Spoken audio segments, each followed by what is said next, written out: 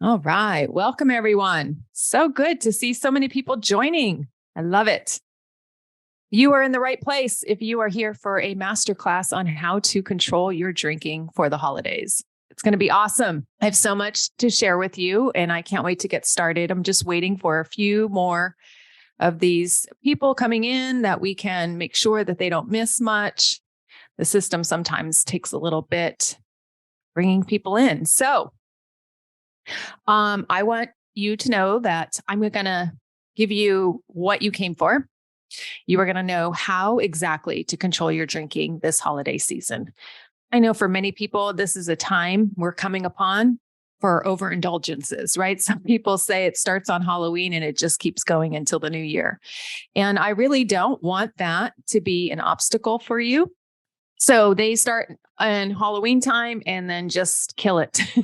Overindulge, whether it's food, whether it's drink, whether it's lack of exercise, whether it's, just not prioritizing our needs. And we are inundated, right, with parties. And now that COVID is kind of calmed down, people are out and about, people are meeting up, which that part is great because we are a species meant for socialization. And when we socialize, what do?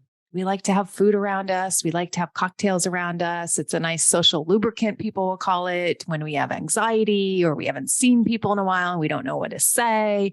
And we talk about this a lot in my program is like, what do I say if I'm not drinking? Or what do I say if I only want one and stop? How will I come across to others? And what will that signal or bring up anything for them? So we can talk about all of that today.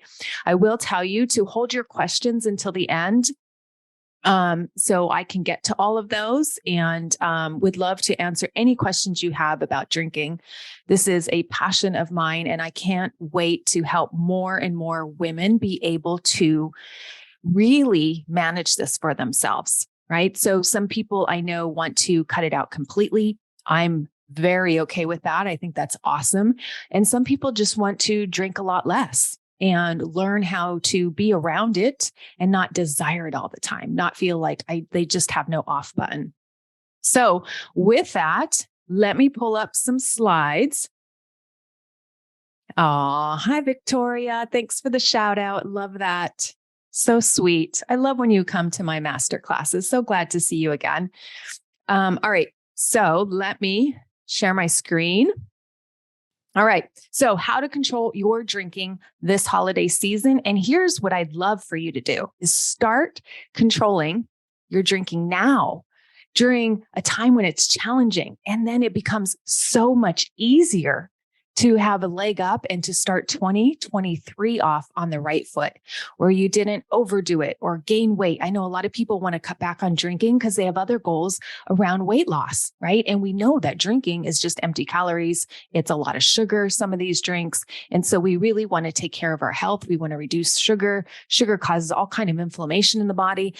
Some clients that I've helped in the past, right? They have issues with rheumatoid arthritis or autoimmune conditions. And this just like wreaks havoc in their body.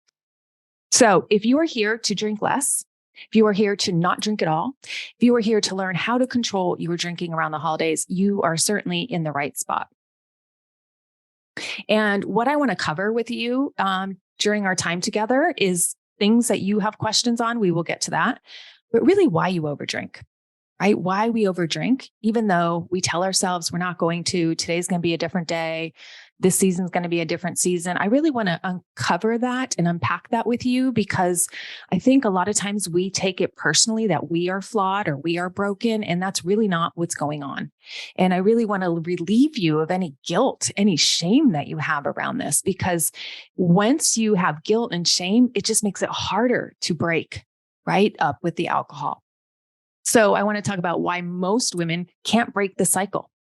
And then you'll learn strategies for how to control yourself around alcohol is really what it comes down to. And then how to maintain that control over the long term, right? Because it's fun to get short-term results, but what we really are here for is lasting change. All right. So by the end of this masterclass, you'll know how to stay in control of your drinking during these next 6 to 7 weeks, what we call that holiday season. All right. So I want to hear from you. There is a chat feature, or you can do it in the Q&A box, whatever you prefer at the bottom of your screen. It'll say chat. It'll also say Q&A. I want to know for you specifically what causes you to overdrink around the holidays. What comes up for you in the holiday season that makes it more difficult to control your drinking? Haha, I love it. Family.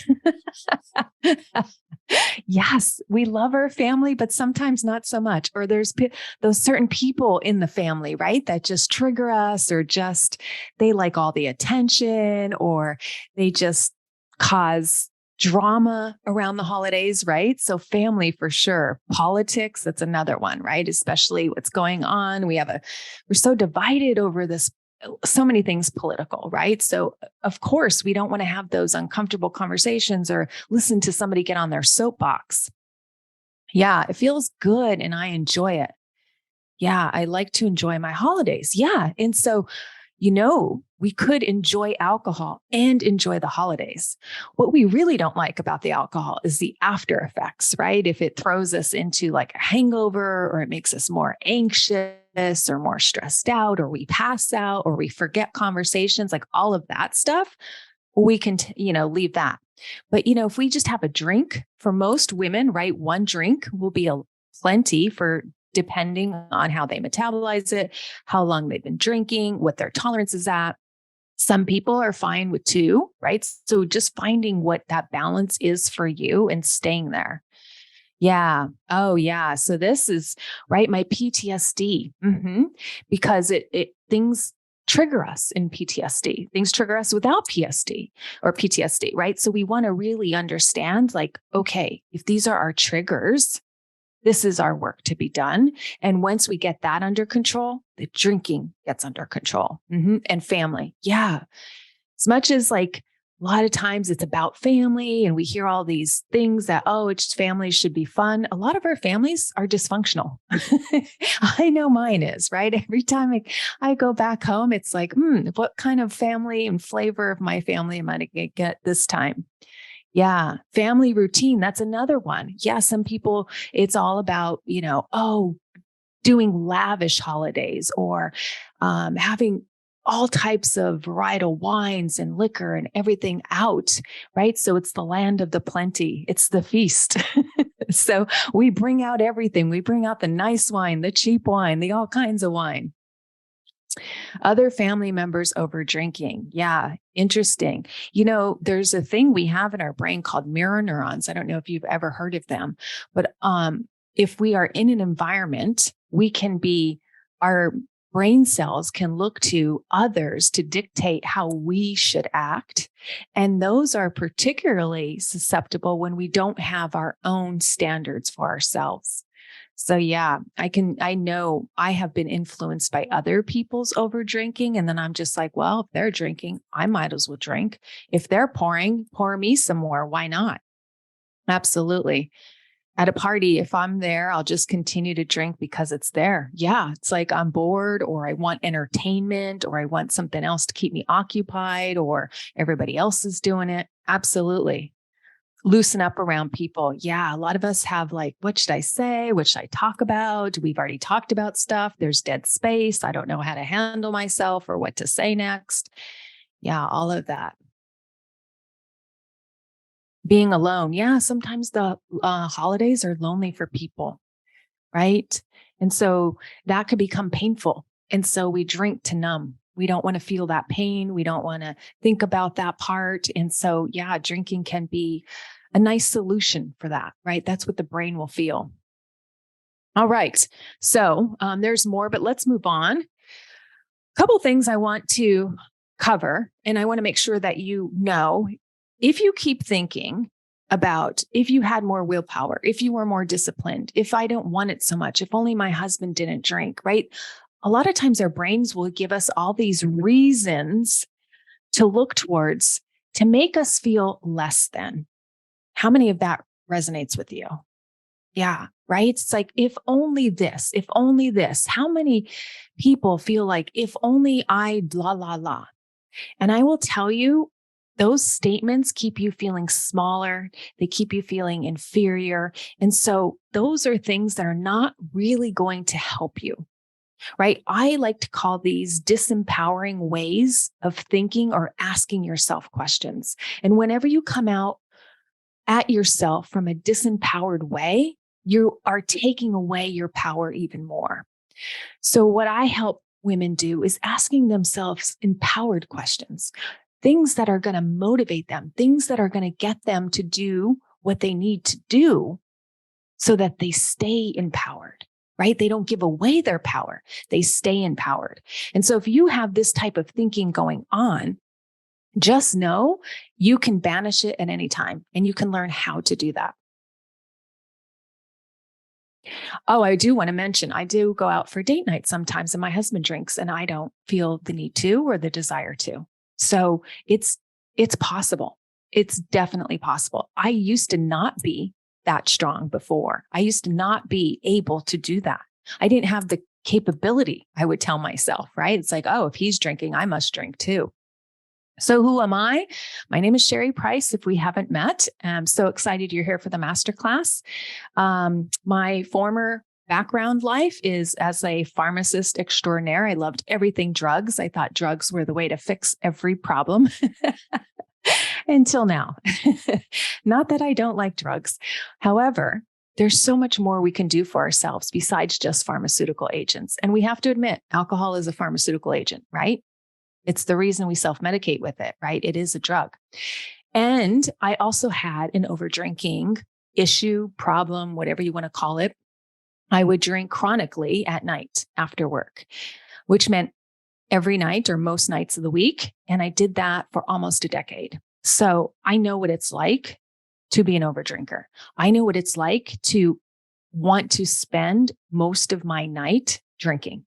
I know what it's like to have fear and panic, to think I could go through a night without alcohol. Not what I want to do. That's not even attractive for me, right? There were years where I'm like, I just think I'm going to be an alcoholic. I think that's the way my path is going to end. So I didn't know that there was a way you can just cut back. Everything I had learned in pharmacy school, everything that we heard on rounds and in the hospitals, if you had an issue, you had to just be abstinent. And that was not attractive to me. So I thought, okay, there's no way to help myself. However, I did learn how to help myself, which we will talk about. I also have a podcast that you can learn a lot of tools and strategies and tips from and listen to my journey and some other women's journey that I have on the podcast. And that's called Drink Less Lifestyle. I've been doing this for 5 years now. So I've helped hundreds of women overcome their over drinking issue, whether it's they just want to drink less or they don't want to drink at all. And we look at their whole life, not just drinking, because we can't do anything in just a silo. We don't really solve a lot of things in just silo mentality. So we look at what's going on for your whole life and fix what you don't like or what you're trying to numb from so that alcohol just becomes irrelevant, where you can take it or leave it. So as I mentioned, pharmacist, wife, mom, coffee lover, and I believe in results. So my program is results-based type of coaching. And that program is now called Epic You. In the past, I used to call it Drink Less Lifestyle, but now it is called Epic You because we really look at all parts of you, not just drinking you, but all parts of you. All right. So my story, as I alluded to a little bit, is I did drinking in college. Yeah, I'd get drunk, keg parties, frat parties, all the fun stuff, but I didn't really mind that type of drinking. I felt it was, quote, normal, right? It's what you do when you're in college. But once I got into my 30s, and particularly later in my 30s, I noticed that I would be in environments all the time where drinking was always happening. Right? It was the mommy circles, the mommy wine culture I was a part of. It was the cul-de-sac parties on my block. And the funny thing is, my husband and I built a bar that travels on wheels. So we would roll around the cul-de-sac, literally mixing your favorite cocktail. And so it was a way that we socialized with people. It was a way that we got over our introverted social anxiety that we both experience. It was really how we had fun. And it just kept going. It really kept going, meaning I would have it at movie theaters. And if the movie theater didn't sell drinking, I would bring a flask in. Toddler birthday parties, there was a flask in my purse.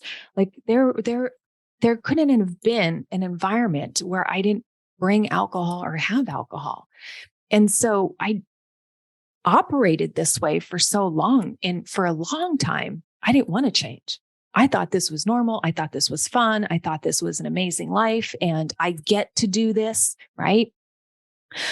But when you constantly drink, I'll tell you the pleasure of it is still there, but not to the extent it used to be there.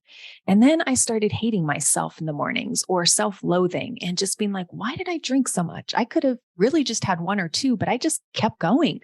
Just finished that whole bottle and then I went back for more. I said embarrassing things. I forget conversations. I started gaining weight. I was like, all the things, my sleep was disrupted. I was like, this is just a bit too much. I don't want to cut it out completely. I just want to back off a bit. And I want to have some days where I'm just not wanting to drink alcohol. Can I get there? Right. So I wanted to cut back. And so I tried what the internet told me, Mr. Google, right? Dr. Google. I go to Google and I'm like, what do? I read the blogs. I listened to podcasts. I read Quit Lit books. Some which resonated with me, some which didn't, some which were just funny and hysterical and about stories, but none of them really gave me a formula to follow. I never had a recipe of like what to do. And when I'd read like what to do, they gave me these things, right? Pacing, right? Slow yourself down, periods of abstinence. And I would do the dry January, the sober Octobers, all of that.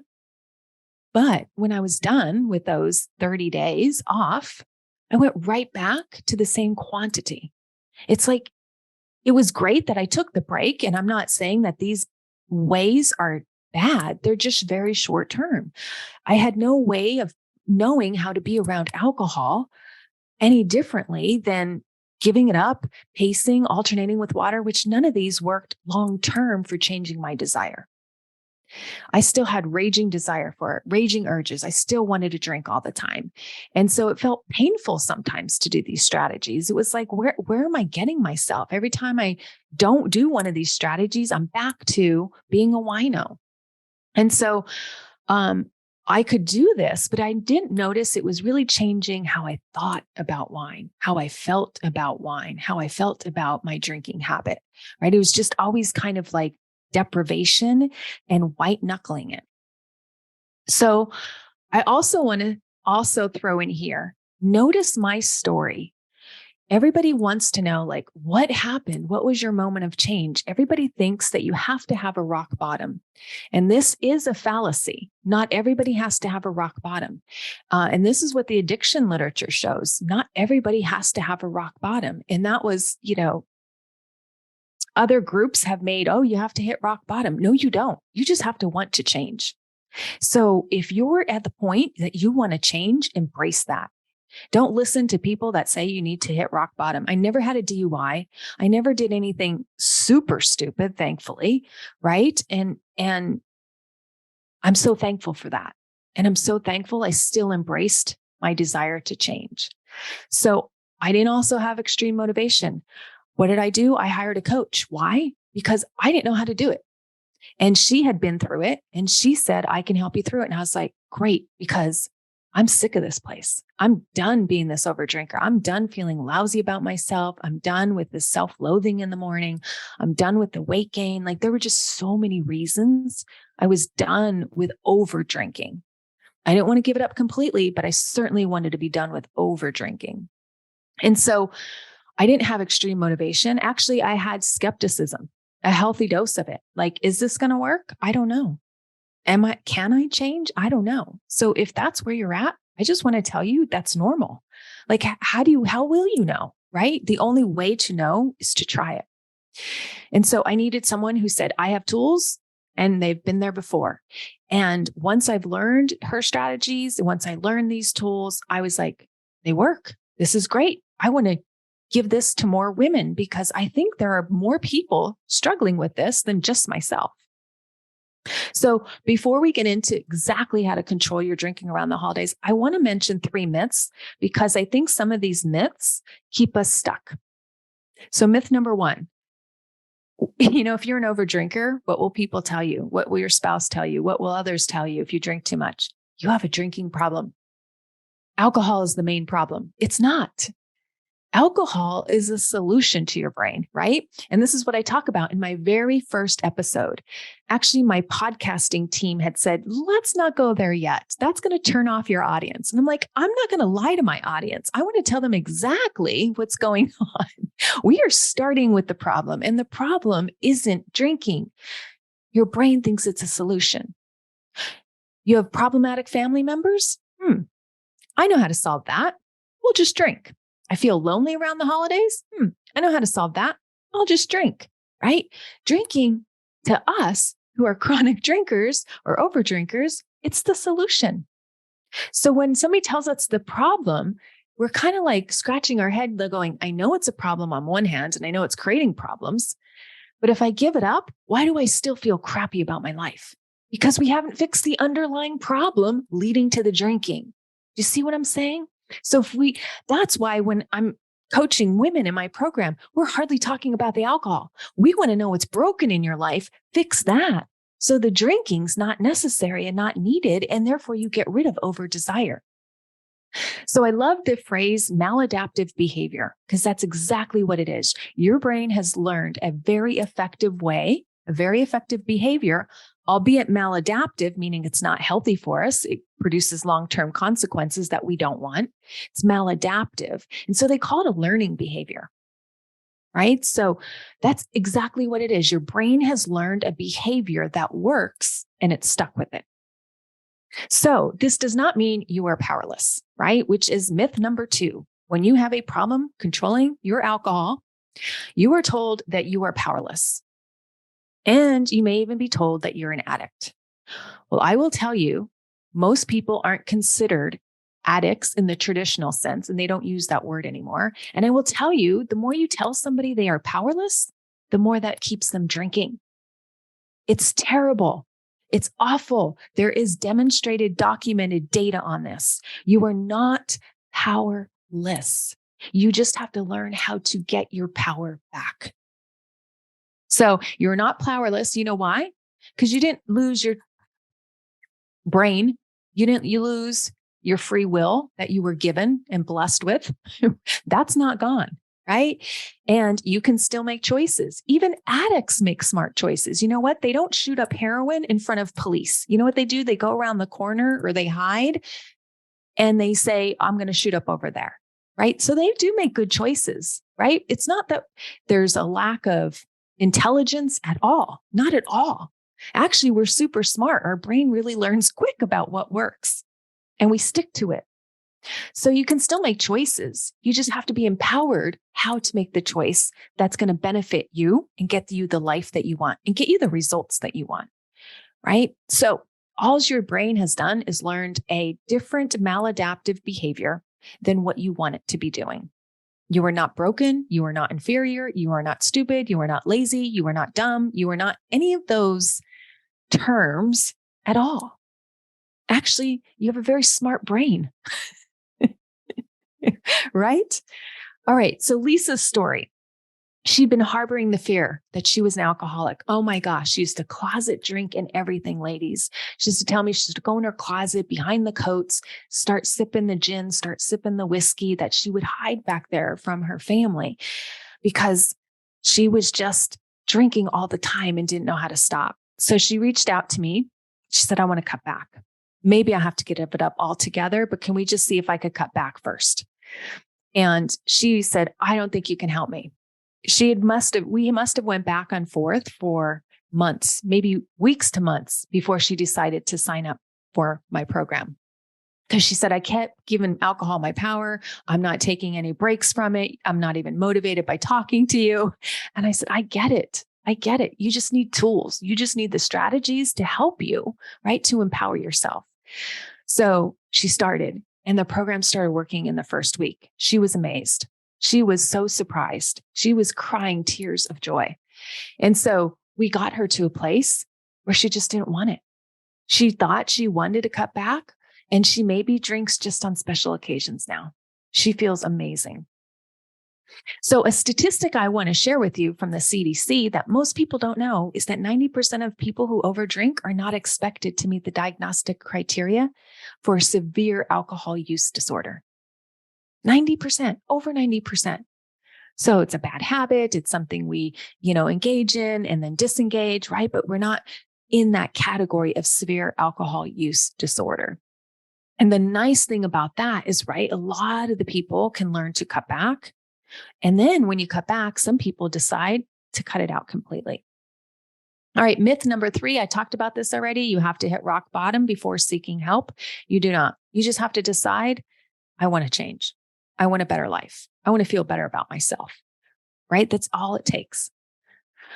All right, so I'm not going to do anything about my current drinking behavior. These are some of the common reasons I hear from people. Oh, I'm very high functioning. It's really not getting in the way. I go to work on time most of the time. I just feel a little groggy or a little brain fog, but it's really not affecting my performance. My boss doesn't know. It's okay. I'm not going to do anything about it. I'm high functioning. That was me.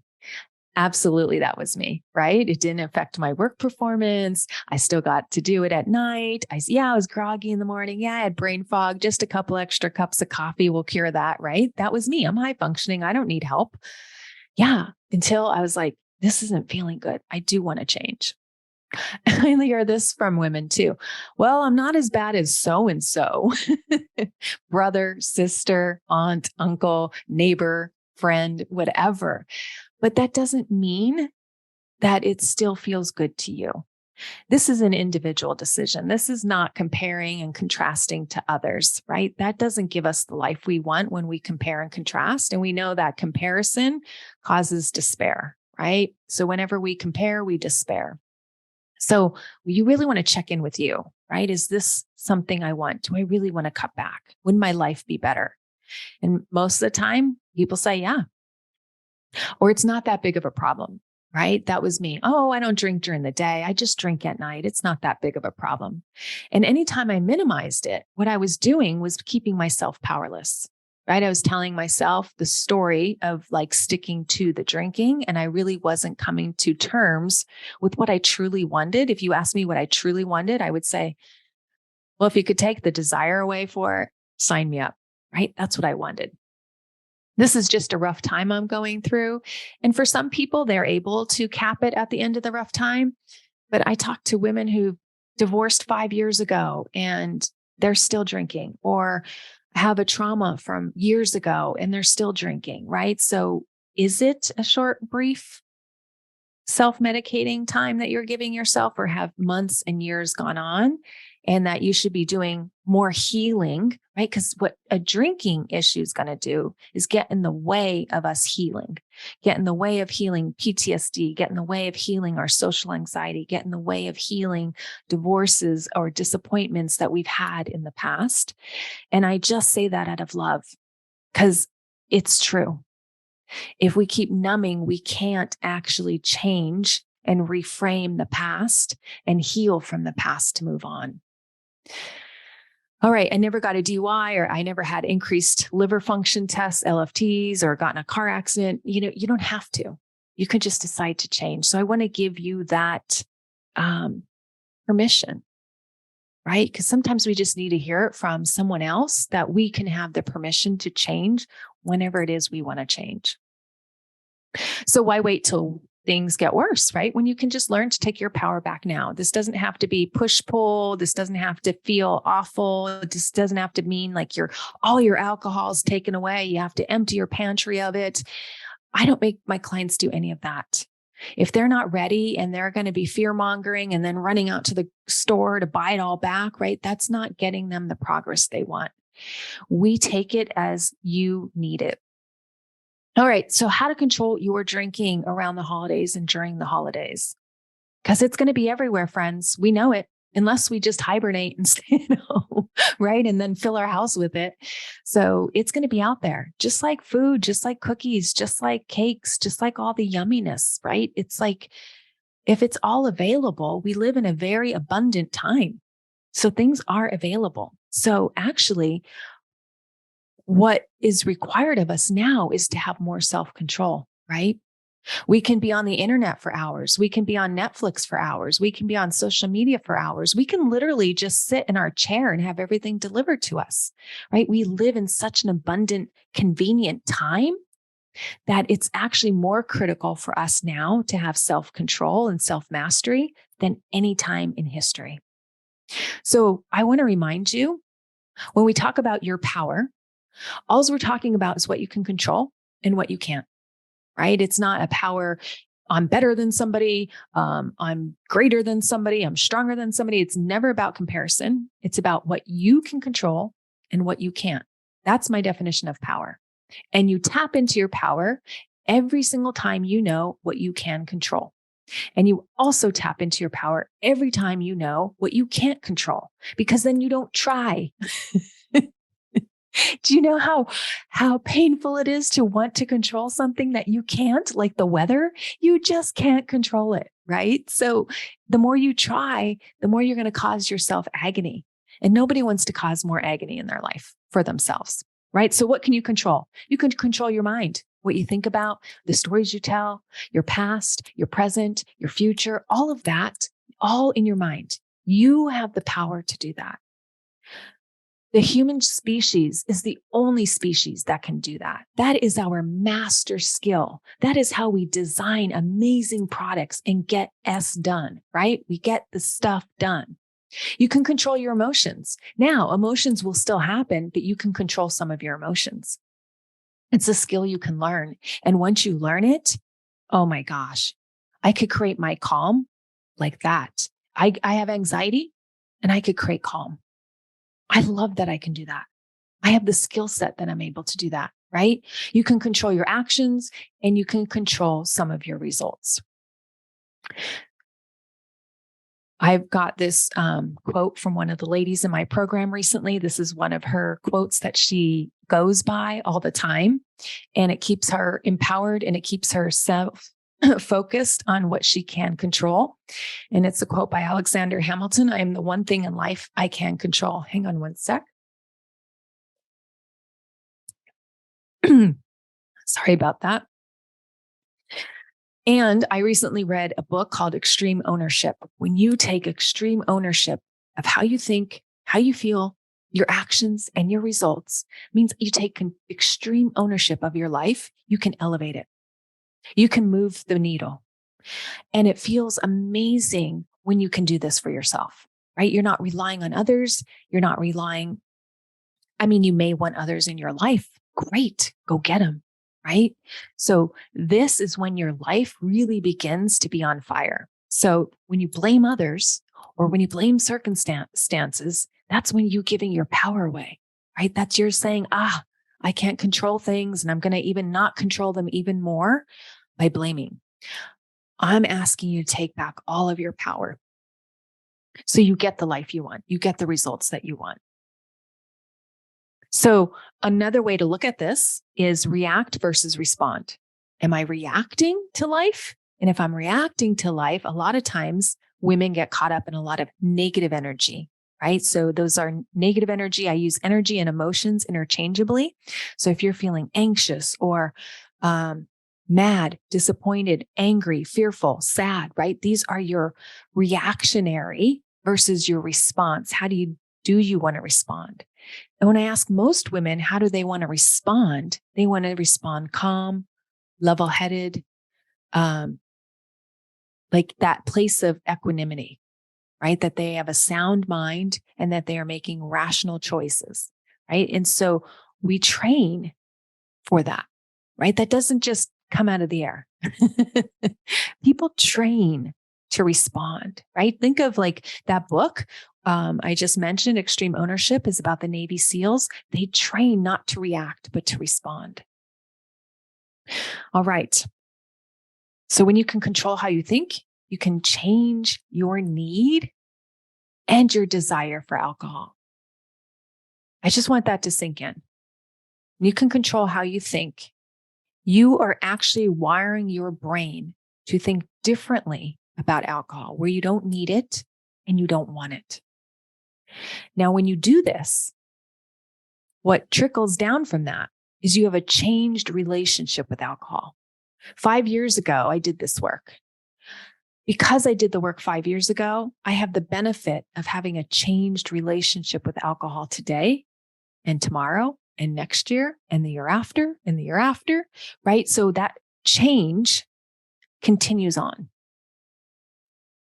So we call this in the program increasing your mental fitness, because you're rewiring your brain for the desire or lack of desire that you want. So every time you call alcohol your friend, every time you say it comforts me, you are creating a deeper connection to it. So we got to train the brain to disconnect from it in a way that feels good, not lousy, not painful.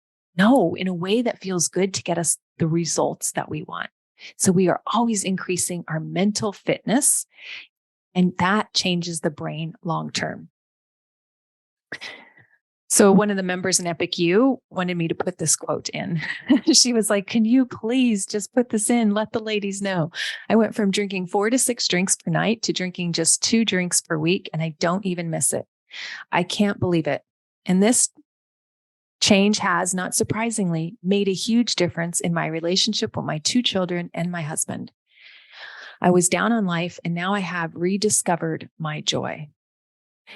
So I mentioned it's about the drinking, but we're doing so much more. We're doing a life overhaul. We're getting different changes in your life, which also manifest in your drinking.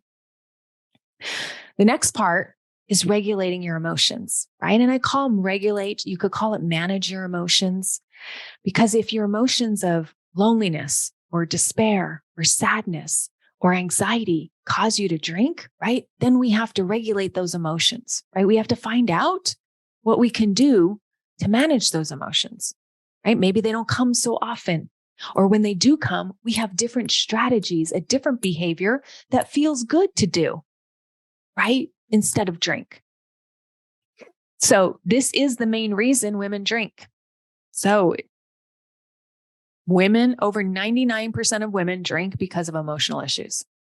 And they overdrink because of emotional issues. And the 3 top ones you'll see here, right? Stress, anxiety, and feelings of blue, sadness, or depression, and loneliness. So 4 the biggest emotions that lead to overdrinking.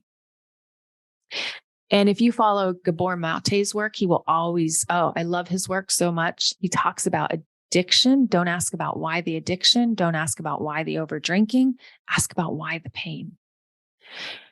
Because if we get to the pain and we can solve that, the addiction goes away, right? And that's healing. That's really where the healing comes from. Here's another quote of his that I love. It's impossible to understand addiction without asking what relief the addict finds or hopes to find in the drug or the addictive behavior, whether that's sex, gambling, drinking, heroin, cocaine, pot, all of the things, right? We have to understand that, because that will give us the knowledge we need in the steps to take to help the person best. It doesn't become about just the substance. It becomes about pain, right? That's what we have to unpack. That's what we have to help the person with to get long-term success. Short-term success, we can put rules around it, all that funky stuff, but it doesn't lead to lasting change. And I want to tell you that all behavior, you listening to this masterclass tonight, you eating a sandwich, you going to bed, right? All behavior is always goal-oriented. You eat because you're hungry. You eat because you're bored, right? You go to the bathroom because you have to eliminate, right? So all behavior that we do is goal-oriented. Maybe we just have to switch your goals. Maybe we have to switch the behavior. Maybe we do both, right? But first, we have to understand what the benefit is that you're getting from the behavior of overdrinking, right? That will give us so much into what your next steps should be. So when you can manage your emotions in other ways, other than drinking them away, you don't find that you desire it so much because you get relief somewhere else, right? Isn't that why you drink? Isn't that why anybody does something for excessively, right? Overeating, over drinking, over Netflixing, right? The reason we do it is for relief. And so if we could get that relief in other ways, That's what we want to train the body to do. And then this will change your relationship with alcohol. So now in the program, we call this increase your emotional fitness, right? Because we all want to be fit. We want healthy bodies. We want healthy minds. We don't want early Alzheimer's or early dementia or an early cancer because of our drinking. Sherry, I cannot tell you how impactful your program has been. I've been able to do something that I've tried for years to do, which is cut back on my alcohol consumption and be mindful how it impacts my body. I've come so far and I can't express how happy I am. So we get crystal clear on what your goals are and why. So this holiday season, you have to make it not about the drink. What are your goals and why? Right? If you're drinking less, why? I want to know why. And what will you accomplish when you drink less? Right? This is going to give you not only the goal, but the path. Right? So once you have the goal, you get clear on the how, which is the path there. Right? So with the goal is helpful, but it's not the whole story. We set the goal so we understand what the path is to get there. So let me stop now and ask, how would your life be different if you didn't overdrink? Tell me all the things. How would it be different? I want to know. How would your life be different if you can be in control of your drinking? If you didn't have desire for more drinks, if you could stop at one, if you just didn't desire any and you can have alcohol-free nights on end and not even think about it, not even miss it, right? Yeah. You would lose weight, remember conversations. Yeah. Have deeper connections with people. You'd be more present. Yeah. I'd be a more present mom, probably more loving, right? Because when you numb, you not only numb the negative feelings, you also numb the good feelings. I don't know if you've ever heard my story that I tell. I remember my daughter when she was little, she's about 5 or 6, and I was still over drinking at the time. And she came down from bed one night while I'm on the couch, glass of Chardonnay in hand. It's probably my 3rd or 4th one. Maybe it was even the 2nd bottle. I don't know. Who counts, right? Like I didn't count. I just kept drinking. And she comes and she couldn't fall asleep. And she says, Mom, I just wanted to give you a kiss on the cheek. And I was so annoyed by this kiss on the cheek from my 5-year-old. What mom gets annoyed by a kiss on the cheek from her 5-year-old? This mom. Because what was more important to me was drinking my alcohol and being left alone. Get up to your bed. I don't want to see you till the morning, right? Wasn't very loving. I wasn't. Totally. Yes, peace, right? Inner peace. Oh my gosh. That's big. Just think about inner peace. Holy cow, that's big. That's so good. More relaxed when we go out. Yeah, I wouldn't have to worry that I was going overboard. Yeah. Imagine what it would be like to trust yourself. That's the place we want to get to, right? Trust ourselves around food, trust ourselves around alcohol, trust ourselves around money, whatever it is, Amazon.com, we can trust ourselves, right? You can apply these skills to so many other areas of your life. Same skills, different area. Yeah. Oh, some people are saying the chat is disabled. Sorry about that. So yeah, just throw it in the Q&A.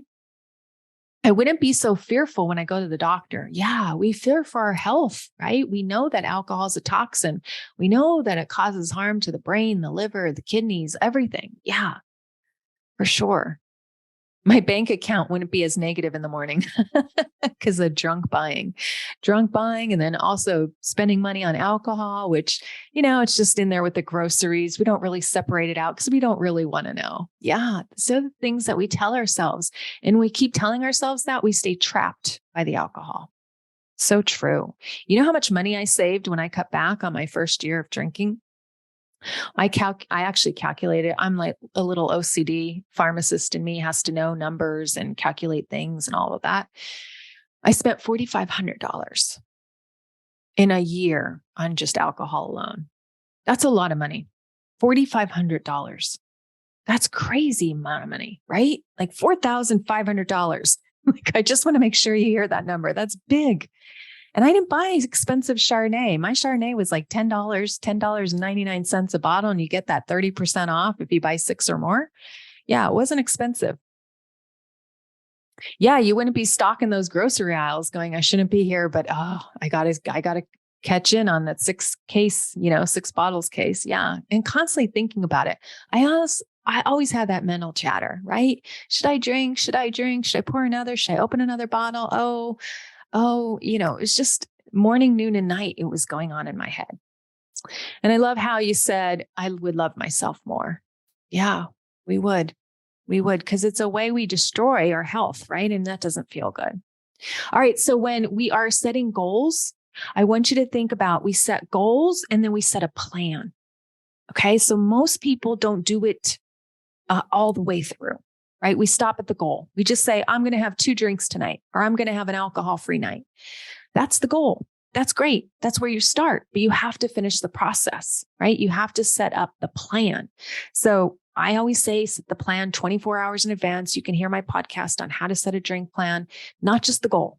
The goal would be 2 drinks or an alcohol-free night or whatever it is, right? But you got to set up the plan, right? And you got to stay like, okay, what's going to keep me on that plan?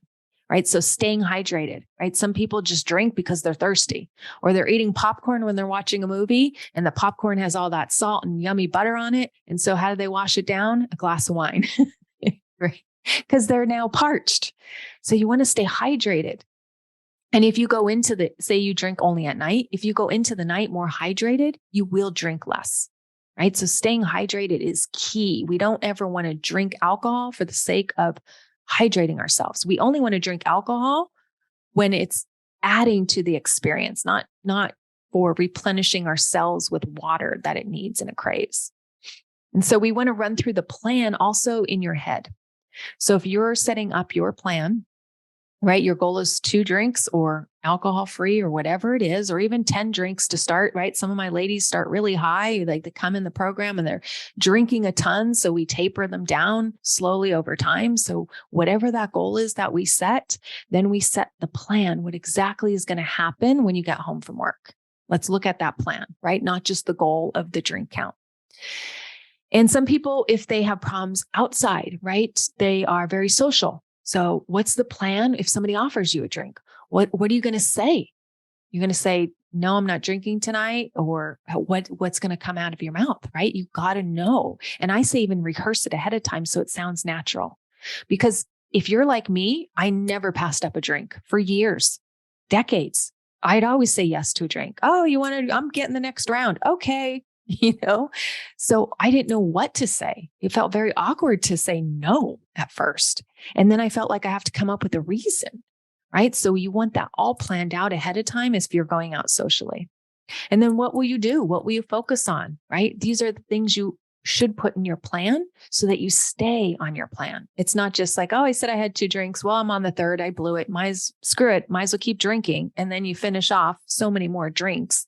And you're like, why bother? Why do this exercise if it doesn't work? Right. So I want to set you up for success. So a goal, right? Today's goal is being alcohol free, or somebody who's wanting to get back into the gym, exercise. I'm going to exercise today. How many of us put that on our calendar? We'll just schedule it in, exercise or whatever, but we don't say what type of exercise or how long or how it's going to happen, or we don't plan for it. We just set it as a goal.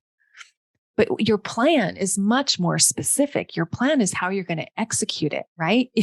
Like when we go to fight other countries, we don't just say to the army, okay, kill them, win the war, right? Whatever. We say a plan of how we're going to execute it.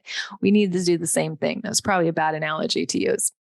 All right. So 5 o'clock, maybe you get anxious when you come home from work. You're like, oh, I'm going to have anxiety because I'm going to be thinking about all the things I didn't finish at work and all the things I have to do at home and how my kids are going to need me and my husband's going to want this and I have to make dinner, right? So maybe you have anxiety or you have overwhelm. Well, then you want to do strategies to reduce that, right? So I call those your anxiety relieving activities. And then you'll make dinner if you're the one in charge or want to make dinner, right? And then what else can you do to reduce and calm yourself, right? So listening to music, drinking bubbly. I like bubbly, right? So it's just carbonated. It feels refreshing. It's not alcohol. Connect with my family through conversation. So these are the strategies you're putting on your plan, right? Get Get in urge reps. We talk about doing that inside the program, getting in urge reps, because the more urges you have that you don't answer, you're literally training your brain right then and there. You don't need alcohol, that is long-term, right? That is the long-term work you want to be doing. So you keep rehearsing these mental fitness and emotional fitness techniques, right? We keep doing that. And then other things you can be doing, dancing while cleaning up, right? And then start the laundry, however your night is going. You want a specific plan. A lot of people don't do that part. All right. So how does your desire change? Well, lessons for alcohol, the more mental fitness you get in, the more emotional fitness you get in, you can permanently change your desire for alcohol where it lessens, or for some people, they don't even want it. And you become elegantly satisfied with less. That's where I am. I had a cocktail last night, elegantly satisfied. I didn't even finish it all. I just left it. I didn't want any more. And just a few sips, and I was like, that's enough. I just don't want any more. I didn't have desire for more. I was elegantly satisfied with just a few sips. So you begin practicing self-care over self-sabotage. And you learn these techniques, you can control yourself in any situation. And you begin to love yourself more. You're proud of yourself. You're like, wow, I did this work. I've overcome, right? You are an overcomer, and you can learn to keep your power. So I hope what you've seen and your big takeaway of this presentation tonight is that it's not really about the alcohol. What did we talk about? Mental fitness, emotional fitness, setting goals, right? Strategies. We didn't really focus on how we're limiting the alcohol. We talked about how we're going to manage you. It's all about managing you, empowering you. That's where we focus. And then the alcohol becomes irrelevant.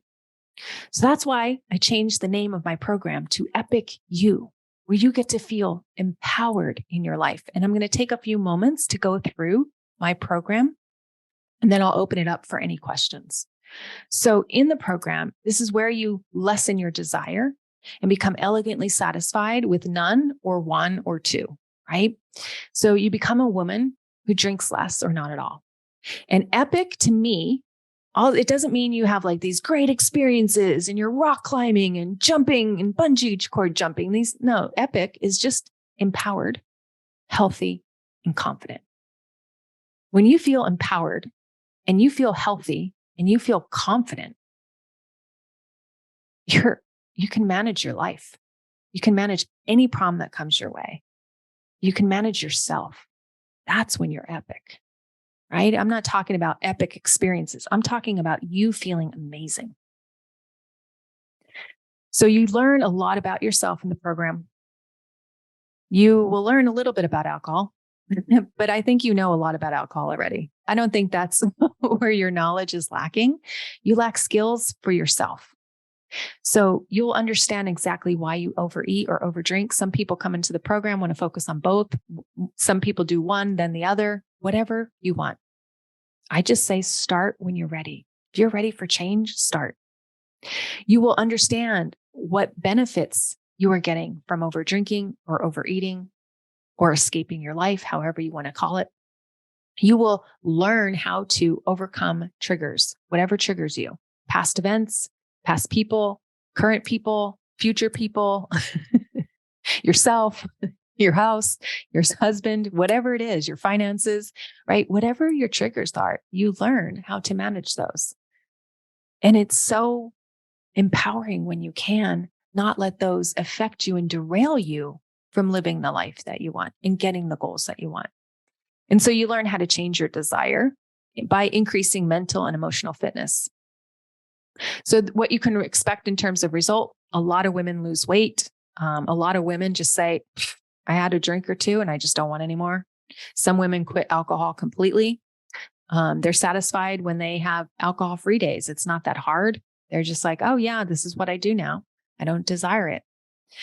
You can stop easily and remember conversations, be more present with your family. You're much happier to be around. Your family enjoys you more. Sometimes the family members will notice, even some of the women who don't tell their family members that they're doing the program, they'll be, Mom or honey, you're acting so nice now and you look so great and you're losing weight. What's going on? Right? So even if they don't say anything, others notice. Pleased to share that this is the first Saturday night in likely 10 years that I did not drink. Anybody been there? Like you just feel like, oh my gosh, how am I ever going to stop? I haven't had an alcohol-free night in decades, right? Included a dinner out with the family at a spot I usually order a drink or more, sitting on the porch, watching a movie, all activities that alcohol would be a thoughtless given 6 weeks ago, simply didn't feel the need or the desire. Thank you. And that's from Kristen. So inside the program, I just wanted to tell you all the things that you get. The program is amazing and massive. So once you sign up, you get immediate access to all of the courses. There's 35 plus courses in there. And you're going to go right to where you're struggling, where maybe it's, I don't even know what my triggers are. You'll start there, right? So you really want to learn about you. And already if you know what your triggers are, you can start just diving into the topics that pertain to you. You can come to our Slack group, get unlimited coaching. And I'm always in there helping the ladies. Daily accountability, check-ins, 6 live calls we get per month. And I've kept it as a monthly membership based on feedback from the ladies. They're like, I want to be able to stay as long as I want, as long as I need. And some people need a short period of time. Some people need a lot longer. So just to give you a flavor of the courses. So this is not all of them. This is a flavor. So you get my entire Drink Less lifestyle program. That was my signature program that I launched years ago. And that was the only thing that worked for so many ladies. That was my signature program. It was thousands of dollars at the time. It's in EpicU. That's just one course. Okay. We have so much more. Since then, I've built so much more based on what the ladies have told me. They're like, I have trouble managing my anxiety. Can you develop a course and tools so I can help learn strategies so I don't run to alcohol? So I've developed a whole course on how to do that, how to transform stress. People in high stress jobs, lawyers, doctors, teachers, anybody who's like front lines during COVID, they were like, oh my gosh, I have so much stress because I'm getting asked to work overtime and do things that I don't know how to do. I have to now pivot online and do Zoom calls. And I didn't know how to do that as a teacher. I did in person, right? So it was overwhelming. So they wanted to know how to manage their stress. I designed a course for them. Some people don't allow themselves to have pleasure. They don't allow themselves to be happy, right? They feel like they've got to, for the deeds they've done in the past, that they don't deserve a good life. And so I've created this program, that course, exactly how to have more pleasure, how to allow yourself to do that, right? So how to get your off button back. You see all of these topics. They are all inside EpicU. Self-confidence, how to stop self-sabotage. Some people don't know how to manage their time or their emotions. And there's more, like I said. So setting boundaries is a big one for women. We don't know how to set boundaries. We think it's making demands of others. That is not. That's when you lose your power by making demands of others. You will never, never win over a loving, lasting relationship with kids or a spouse if you're making demands all the time. They don't want to hear the nag. We got to stop doing that. We got to create loving relationships inside our families. We got to create loving relationships with others. And most people don't know how to do it. So I designed a course to teach you. So you will see all of this inside of EpicU. So much. So as I said, you get access to all of this. You know, I know other coaching programs that make you do week 1, then you get unlocked to week 2, then you get unlocked to week 3. I don't do that. Everything's available to you from the moment you sign up at a fraction of what I used to charge. Like, it's crazy, the value of EpicU. And so if you're wondering what the cost is, it's $249 a month. $249 a month. What value is that? That's a steal, my friends. There is so many workbooks and videos inside the program, all these different strategies and tools that you will learn how to manage yourself so that you can have a different relationship with alcohol, a different relationship with food, a different relationship. Some of them are working this material, having a different relationship with their past because it haunts them. And so I want you to feel epic in your life. I want you to feel empowered, healthy, and confident, right? And I want to give you the tools to do that. So there are also call replays if you can't come to the calls. So you can watch our calls and you can watch people getting coached and you can watch how this process begins to transform other women. And when you see that, you're like, oh my gosh, this stuff works. And I want that transformation. And you start, and it's very motivating. So, and also, I also made it that you can cancel on your end. You don't need me. If you need me to do it for you, I can. No questions asked. There's no pressure to stay. You can stay as long as you like. So all of that for $249 a month. So with the coaching I received and the tools I learned in Epic You, I would never have been able to accomplish my goal in becoming in control of my drinking and all of the magnificent life-changing personal growth that I had in my life either. Sorry. Yes. This not only changes your drinking, my friends, this changes your life. So more testimonials from people who have been in the program. They watch the videos. They can do it on their own. A lot of questions that I get are like, hey, I maybe not be ready for group calls. Can I just do this on my own? Absolutely. You can log in anywhere, right? It's just an internet platform that you can start watching the videos. You can start doing the tools. You can start downloading the worksheets and learning exactly how to get relief without running to alcohol. And you'll feel like a new person. Most people will say, oh my gosh, this is working much quicker than I thought. I'm feeling so much better about myself. I thought this would be so much harder. I didn't know what to do. I always thought it was about the alcohol. I didn't realize I had to do all this self-introspection to really find out what was going on. And then the weight of that drinking just lifts. And then some other people get rid of body weight too, right? They just feel so much better. That's like that emotional clutter just gets removed.